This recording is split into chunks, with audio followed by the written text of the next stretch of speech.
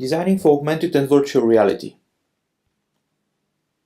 Hi, my name is Svetlin Nikolaev, and I'm leading the UX and product design in DevTools for Progress Telerik. As you know, we have a long history of providing components and tooling to developers. Our products are used to create great experiences and solve real problems. We are focused on our customer success, and we provide value and productivity on all platforms, mediums, and form factors. In today's session, we will cover comfort zones, interface patterns, typography and voice, best practices, and the evolution of augmented and virtual reality. AR and VR are believed to be the next main channel for content delivery and user experience. They will become the preferred way to view rich media content, play games, interact and collaborate with people. That's why it's so important to understand the specifics of user experience design. Augmented reality apps are really just emerging. The technology is finding its way into our lives in various applications. It's important to understand users' interaction within their comfort zones, especially for applications that are focused on productivity. Head-mounted AR experiences are fairly similar to that of VR, with a few exceptions. We need to minimize how much the user will move their heads for any experience is longer than a few minutes. Users' comfort level when rotating their heads horizontally is about 30 degrees to each side, with a maximum rotation of 55 degrees. For vertical motion, rotation of 20 degrees upward and 40 degrees downwards are considered comfortable. When defining the comfort zones for head-mounted AR, it is also important to consider how the application will be used. Will it require users' direct interaction like hand tracking and gestures, or just point and click via controller or touchpad? Eye-to-object distance is starting 60 cm from the user. The optimal placement for screens and scenes is 15 to 25 degrees below the horizontal plane of sight. This results in a small comfortable zone for seated AR experiences. There is an ideal content area that exists between hand detection area of the headset, the field of view, and the comfortable viewing angle. Each headset is slightly different, but in general the ergonomics stays the same across all platforms. There is a difference between comfort zones for interaction with a head-mounted AR device and with a mobile device. On a mobile AR experience, the user is holding the device at a certain distance. His arms and head are angled to get the AR view within the device. The device serves as a viewport for the augmented content. Holding a device in this way can be extremely frustrating after a long period of time. We should find a way to minimize the discomfort. If the application requires a large amount of motion or long periods of usage, we should provide pauses. In this way, we will allow the user to rest their arms for a bit before continuing. Best practices for AR user interface design are still being defined. There are not many user experience patterns that the designers can rely on. AR is a totally new form factor, different from the 2D screens people are accustomed to. The 2D world of computers consists of flat layouts with multiple windows and menus. AR enables developers to utilize 3D space.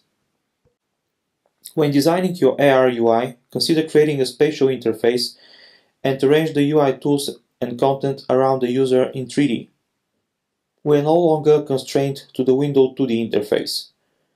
AR has ways to gracefully avoid hiding content, like fading out, using depth of field, contextual UI, and so on. Current computing UI uses iconography and shapes that represent real-world tools. These icons often hide functionality, such as expandable or hidden menus. Try to avoid creating a new system of icons for your AR experiences. This will force the user to guess and learn a system that you've created. If a tool is intended to be used within the 3D space, replace the abstract icon and buttons with 3D objects in space. This will give the users a sense of the tool's purpose. Carefully consider the legibility of text when creating your application. Proofread it on as many hardware platforms and as many environmental conditions as possible. You likely won't know what type of environment your application will be running in, a very dark or overly bright room. To make sure text can be seen, consider placing it on a contrasting background. The text size and fonts greatly affect legibility. You should go for shorter headlines and shorter text blocks. Many AR applications are utility-based and sometimes involve consuming large blocks of text. You have to find a way to make long-form text documents manageable. Make the font sizes large enough that the users can read it comfortably. In addition, narrow text columns of text are preferred to wider columns. AR applications are still defining what makes an interaction good or bad, so you often need to work from your own assumptions. Test those assumptions as frequently as possible. Testing with multiple audiences will reveal what's working well and when you need to go back to the drawing board. When testing your application, give your test users only the same amount of information that a standard user receives. You wouldn't be there to hold their hands and help them through the experience. As you design your app, you need to consider how the users will interact with objects. Most virtual reality interactions use a motion controller. The headset-based augmented reality devices work with gaze and hand tracking. You need to design your AR experiences to keep the user's hands within the headset area of recognition and work with each headset-specific set of gestures. Educating the user about the area of recognition and notifying when their gestures are near the boundaries will create a more successful experience. This way of interaction is new to nearly everyone, and keeping interaction as simple as possible is very important.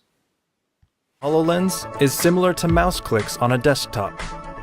It works in conjunction with gaze. A user targets an item with their gaze and then selects or activates the target with a gesture. When a user places their hand in the field of view in the ready position, you get an activation event, indicating that the user is ready for input. A tap is synonymous with a mouse click and can be used to take action on the currently targeted item. You also have a tap and hold gesture, which is similar to holding the mouse button down while moving it. Rotation and zoom are typical uses of this gesture. Gestures are a natural and intuitive way for users to interact with mixed reality content. Many of the design principles for AR apply to both headsets and mobile experiences. However, there is a considerable difference in the interactive functionality. Because of the form factor differences, they require different rules. Keeping interactions simple and providing feedback when placing or manipulating objects are rules that apply to both headset and mobile. Most interactions on mobile devices will take place through gestures on a touchscreen of the device. The users wouldn't directly manipulate objects or use hand gestures in 3D space. Some devices also support voice capabilities. Although the interactions for most headsets is primarily gaze and gestures, for those headsets with voice capabilities, you can utilize all methods and make them work together. Voice commands can be a very convenient way to control your application. There are some simple rules that apply to voice. Use simple commands. Keeping your commands simple will help avoid potential issues of speakers with different dialects or accents. It also minimizes the learning curve of your application. Enable undo. Voice interactions can sometimes be triggered by capturing others talking nearby. Make sure that any voice command can be undone if an accidental interaction is triggered. And provide feedback. Voice interactions should provide the same level of feedback cues to a user that standard methods do. If a user is using a voice command, provide feedback that your application heard and understood the command. Best practices and principles. Giving the user control. In real life, users are fully in control of how they move and perceive the world around them. When users lose control in real life, Their movements and perception of the world seems no longer aligned. In VR, this is referred as simulator sickness. Simulator sickness should be avoided at all costs. Users hate it, and it will drive them away from the product. You want to ensure your users always feel in control. Their movements should always be mirrored by movements within the virtual environment. Motion in VR has yet to be gracefully solved. One of the strengths of VR is the ability to create compelling environments that the user wants to explore. But it doesn't matter how compelling those environments are if the users can move about to explore it. You can create a way for the users to move forward using a standard non-VR method, such as joystick, but this kind of motion causes nausea. It tends to trigger a feeling of acceleration and simulator sickness. Other common ways to transport users in VR experiences is by teleportation. Allowing users to jump from one point of the VR experience to another can be very helpful. Just keep in mind those jumps should have a smooth transition. Use fade in and fade out and keep the continuity of the experience, just like in movies. Provide user feedback. In real world, a person's actions are usually met with some sort of feedback. Even something as simple as grabbing a pen or tapping on a computer keyboard provides tactile feedback to the nervous system. VR doesn't yet have a method for complete tactile feedback, but you can still find ways to provide some to the user. Use haptic feedback via controller vibrations to improve the user's immersive experience. Audio can also notify the users of actions. When a user clicks a button, for example. Providing those audio and haptic cues alongside your visuals can make your VR environment seem more immersive and assure the user that actions have occurred. Simulator sickness is the feeling of nausea brought on by the mismatch between the user's physical and visual motion cues. At its simplest, your eyes may tell you that you are moving, but your body disagrees.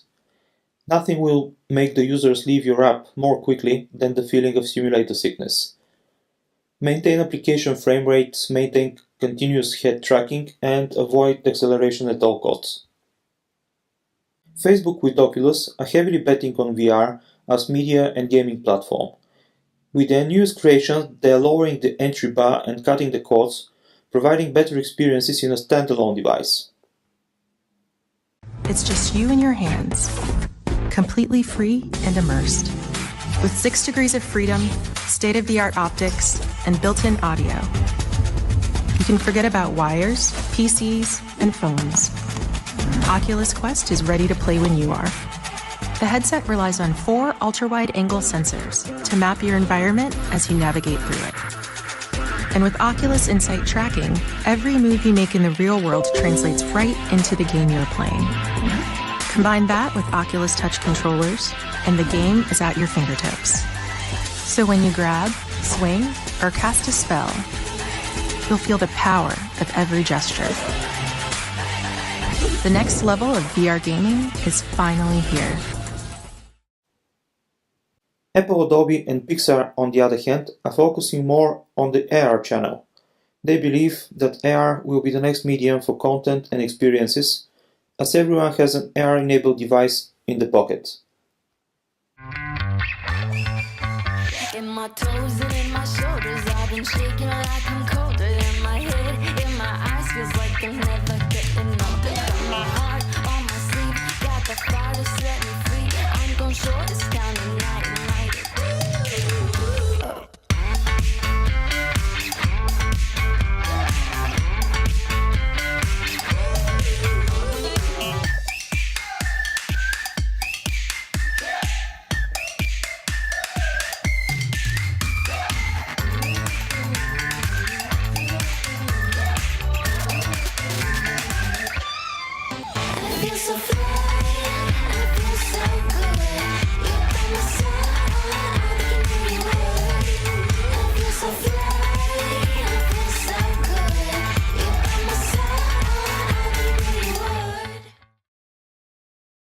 The new Universal Scene Description file, or USDZ for short, offers the ability to display 3D rendered objects in a single file optimized for sharing. Designers and developers will be able to create objects in Adobe Photoshop or Dimension and export those into AR environments. Adobe are building an end-to-end platform for AR content creation and distribution. It comprises of tools enabling designers to create AR experiences and through Creative Cloud distribute them to users on mobile and web with Project Aero. The features for now are fairly limited to 3D banners with animated annotations and baked-in behaviors and animations, but the tools are evolving rapidly and are giving the creative professionals unprecedented AR workflows with zero-code approach. Where are we going and how deep will AR and VR affect our daily experiences are questions soon to be answered. The rapid evolution of technology and mass adoption on a consumer level projects AR and VR to be true game changers. They are expected to surpass the mobile revolution and to be the medium that will fuse more naturally with our physical experiences. You find it. Can you see it?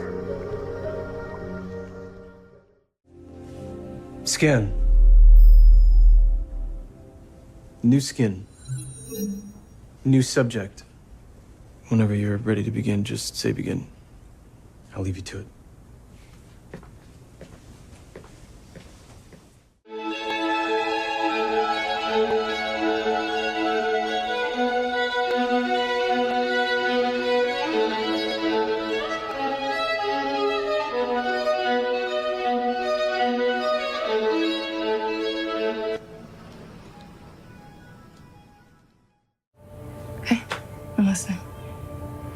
You know that memory crypt that we took out of that stiff? Yeah. All right, go 3D.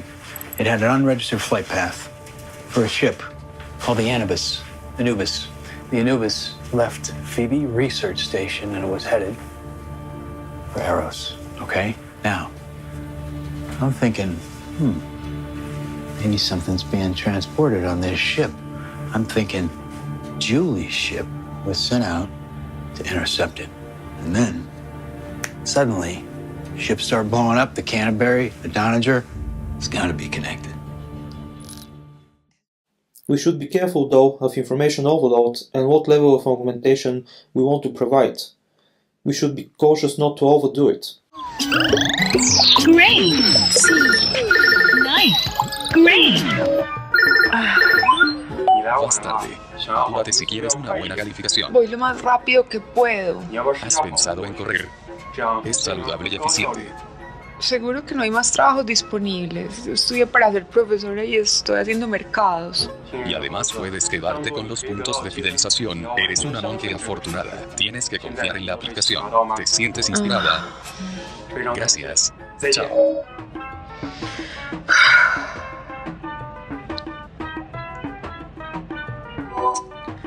¿Quién soy yo?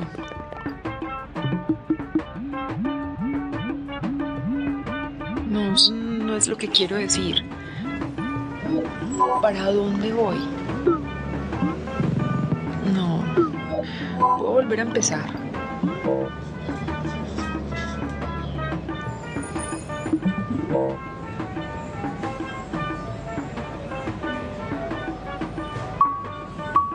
Olvídalo. Estoy presente ahora. Me amo. Estoy libre de mi ira. Estoy libre de mi tristeza. El amor es mi triunfo. Habla español. Adiós. Hola. Yo soy María.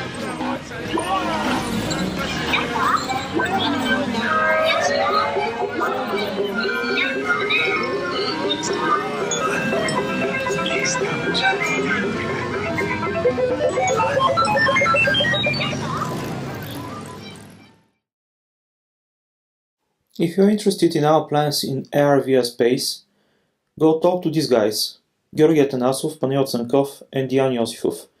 They are the leaders of our VR labs. Thank you. If you have any questions, you can reach me on Twitter. I'll be happy to chat with you. Cheers!